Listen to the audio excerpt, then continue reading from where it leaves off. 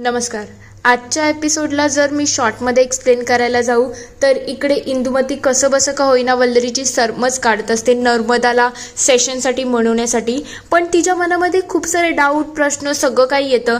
पण फायनली सगळ्यांच्या प्रयत्नांना यश येणार आहे आणि नर्मदा सेशनसाठी रेडी होणार आहे.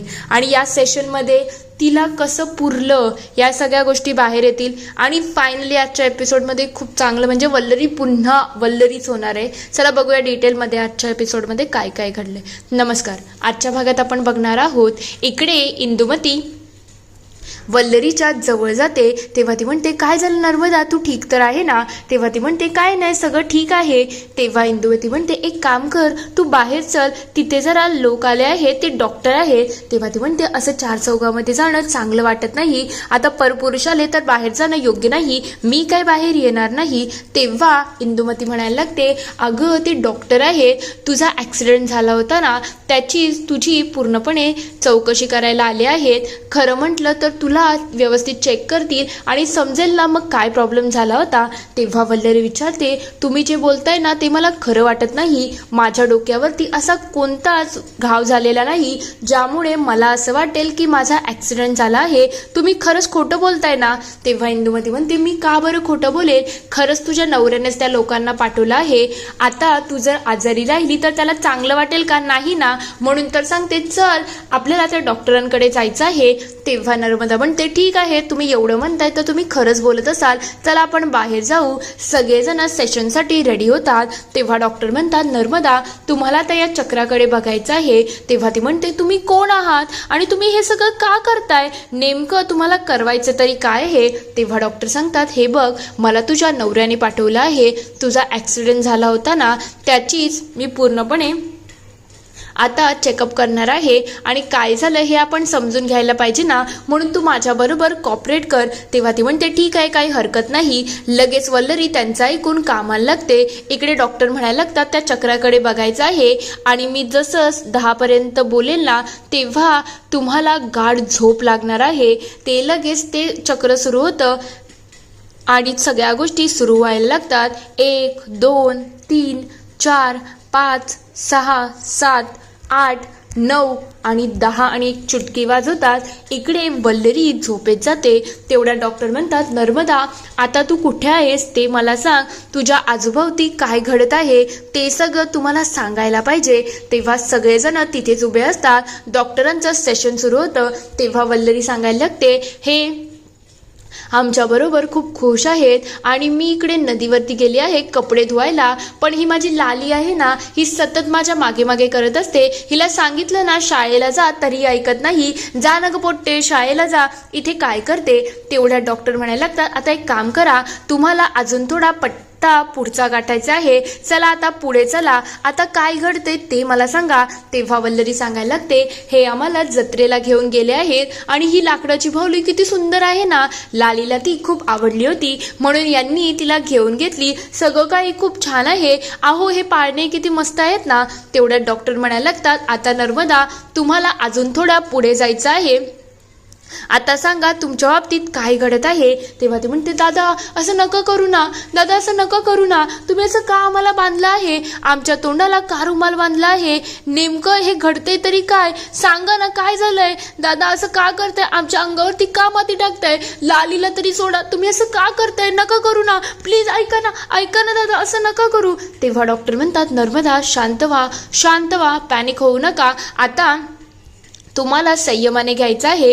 हे सगळं झाल्यानंतर सगळे थोडे घाबरून गेलेले असतात. तेवढ्यात ते म्हणायला लागतात, आता तुम्ही पूर्णपणे काळोखामध्ये गेले आहेत. तेवढ्यात त्या अन्नाला इशारा करतात की तुम्ही आता घंटा वाजवायला सुरुवात करा. त्या घंटाच्या आवाजाने सगळ्यांना त्रास होत असतो पण वल्लरी पूर्णपणे शांत असते. तेवढ्यात इकडे डॉक्टर म्हणायला लागतात, आता तुम्ही खूप म्हणजे खूप पुढे आले आहात. आता तुम्ही खूप म्हणजे खूप पुढे आहात. आता तुम्ही वल्लरी आहात. तुम्हाला काय दिसतंय? जरा नीट लक्ष देऊ नाही का आणि मला सांगा, वल्लरी तुम्ही कुठे आहात? तेव्हा वल्लरी म्हणायला लागते, हो आज माझ्या 10वीचा रिझल्ट लागला आहे. मी मंदिरामध्ये आहे. हा आवाज माझ्या ओळखीचा आहे. किती छान ना. हे ऐकल्यानंतर सगळ्यांच्या चेहऱ्यावरती आनंद आलेला असतो. तेव्हा डॉक्टर म्हणतात, आता तुम्ही अजून पुढे जात आहात. आता तुम्ही कॉलेजमध्ये गेला आहात. कॉलेजमध्ये त्यानंतर तुम्हाला वकील व्हायचं आहे. वकील होण्यासाठी तुम्ही आता मुंबईला आला आहात, तेही तुमच्या नवऱ्याबरोबर म्हणजे मनोज बरोबर. त्यानंतर तुम्हाला अजून पुढे जायचं आहे. तुम्ही वकील झाला आहात, तुम्हाला तुमचं घर सापडलं आहे. बुलबुल बागेमध्ये तुमचं स्वतःचं घर झालं. तुमच्या मैत्रिणींबरोबर तुम्ही या सगळ्या गोष्टी एन्जॉय करत आहात. आणि हे सगळं घडत असताना तुमच्या बाबतीत अजून गोष्टी घडत आहेत. तुम्ही जरा लक्षात ठेवा काय चाललं आहे. तुम्हाला थोडे पुढे जायचं आहे. हे सगळं होत असताना बाकी सगळे थोडे घाबरलेले असतात.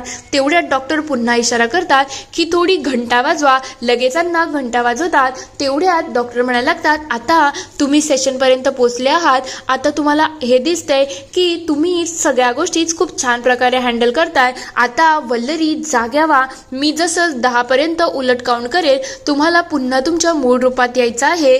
10, 9, 8, 7, 6, 5, 4, 3, 2, 1 ते चुटकी वाजवतात आणि वल्लरी तिथल्या तिथे पुन्हा बेशुद्ध होऊन जाते.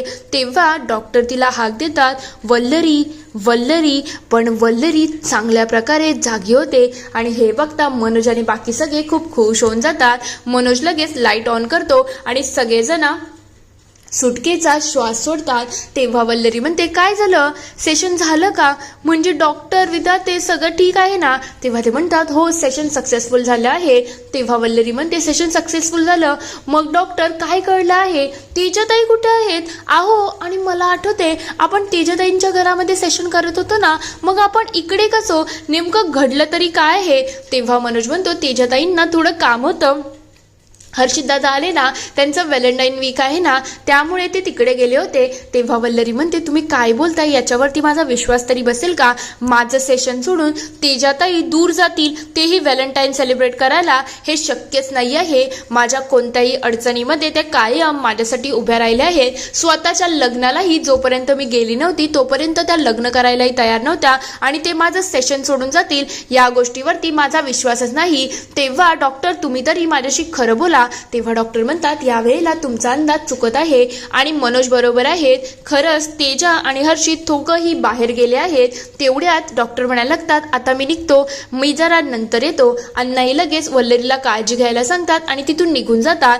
ते दोघं तिथून निघून जातात. तेव्हा वल्लरी मनोजला विचारते, काय झालं आहे, सगळं ठीक आहे ना, तुम्ही माझ्यावरती चिडले असाल ना, तुम्ही न बोलताना सुद्धा मी या सगळ्या गोष्टी केल्या, तुम्हाला राग तर आला नसेल ना.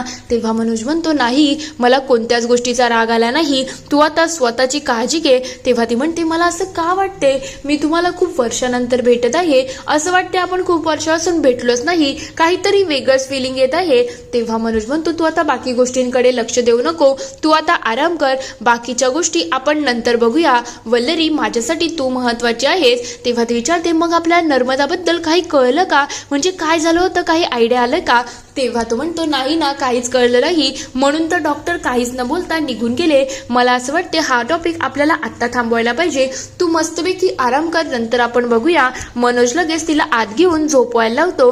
तर थोड्या वेळानंतर मनोज इकडे एकटा बसलेला असतो. तेवढ्यात तिथे इंदुमती आणि महेंद्र येतात आणि म्हणायला लागतात, वल्लरीला झोपवलं आहे आणि बाळा तू सुद्धा स्वतःची थोडी काळजी घे.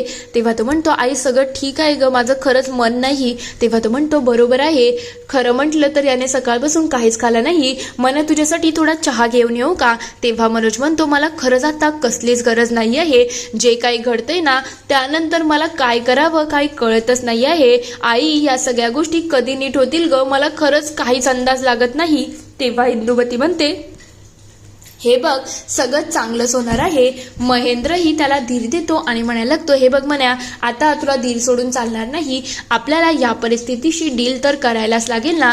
तेवढ्यात इंदुमती म्हणायला लागते, मला असं वाटते तुम्हाला दोघांना आता सेलिब्रेट करायला पाहिजे. ते फुलांचं ते बाकी सगळं करतात ना, तसं काहीतरी कर, म्हणजे वल्लरीला चांगलं वाटेल ना. तेव्हा तो म्हणतो, माझं कसलंच मन नाही आई, काय सेलिब्रेट करू आणि कसं सेलिब्रेट करू खरंच काही कळत नाही. तेव्हा ती म्हणते, पण तुला थोड्याफार का होईना स्वतःकडे लक्ष द्यायची गरज आहे ना. ते व्हॅलेंटाईन असतं ना, ते सेलिब्रेट कर, ज्यामुळे वल्लरीला छान वाटेल, तिचा मूड फ्रेश होईल. आज तसंही कीर्तन आहे, तर आम्ही दोघं कीर्तनाला जाऊ. तुम्ही जरा एकांतात वेळ घालवा, म्हणजे तुम्हाला दोघांना छान वाटेल आणि तुमची जरा सुखावती ट्रॅक लागेल. तेव्हा तो म्हणतो बघूया आई. तेवढ्यात महेंद्र म्हणतो आई बोलते ते बरोबर आहे म्हण्या, तुला आता वल्लरीला समजून घ्यायला लागणार आहे. तू तिचा नवरा आहे, म्हणून तुला तिच्याकडे लक्ष देणं गरजेचं आहे. तेव्हा मनोज सुद्धा या सगळ्या गोष्टींना रेडी होऊन जातो.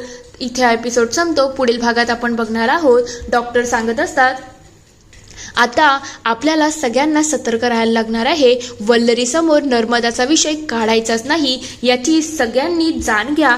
तर दुसरीकडे अण्णा म्हणत असतात खरं म्हटलं तर मला यांच्या मैत्रीवरती खूप प्राऊड वाटत आहे.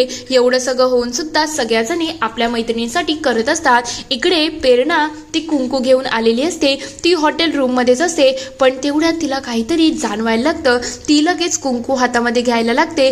तेवढ्यात तिथे लाली आलेली असते. लाली म्हणायला लागते काय ग, तुला मी सांगितलं होतं ना माझ्या आणि माझ्या आईपासून लांब राहायचं, पण तरी सुद्धा तुझा मात जात नाही का. हे सगळं होत असताना प्रेरणा खूप घाबरलेली असते. तेव्हा लाली म्हणायला लागते आता तुझ्या बाळाची तुला काळजी नाही आहे ते तर मला दिसूनच आलं आहे. आता बघ मी काय करते. हे सगळं अण्णाई म्हणत असतात की खरंच प्रेरणाला मानायला पाहिजे. या सगळ्या अवस्थेमध्ये ती स्वतःच्या मैत्रिणीसाठी एवढी जिसते, खरंच खूप हे कौतुकास्पद आहे. इथे हा पूर्ण एपिसोड संपतो. आता खरंच लाली पुन्हा प्रेरणाला काही त्रास तर देणार नाही ना.